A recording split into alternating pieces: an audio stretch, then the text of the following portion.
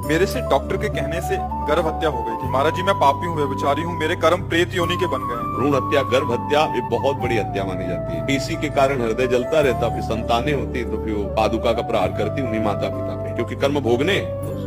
कैसी माँ है, मैं तो यही समझ में नहीं आता। तुम्हारे आंगन में बच्चा खेलता हो, कोई एक थप्पड़ मारे तो बर्दाश्त नहीं होगा, कूद पड़ोगी। और तुम्हारे उदर रूपी आंगन पे जो केवल तुमसे सुरक्षित, तुम कैसे राजी हो गई? कैसे अपने उस उदर में विराजमान अपने लाडले की हत्या कराने की सोच ली? चाहे वो लड़की हो चाहे लड़का हो, वो तुम्हारे आश्रित है। बोले डॉक्टर ने कहा था कि इसका जो ब्रेन है वो कमजोर है, इसलिए हटा दो। और वो डॉक्टर को भी नरक मिलेगा और उस माता पिता को। मान लो कह रहे पागल संतान, तो तुम्हारे कर्म से उसका भी कर्म आने दो, सृष्टि में कर्म का निराकरण हो जाएगा, वो अपना भोग भोग लेगा, आप भी उसके संयोग से जलेंगे, कष्ट सहेंगे, आपका पाप नष्ट हो जाएगा। तो मुक्त होने का रास्ता बन गया गर्भस्थ शिशु की हत्या करने का। आज का जो समय चला है ना, बहुत ही निकृष्ट भावना से चला है। बोले फिर क्या करे, इतनी जनसंख्या बढ़ जाएगी तो मूर्ख हो, संयम से क्यों न चलो। संयम नियम है, उनके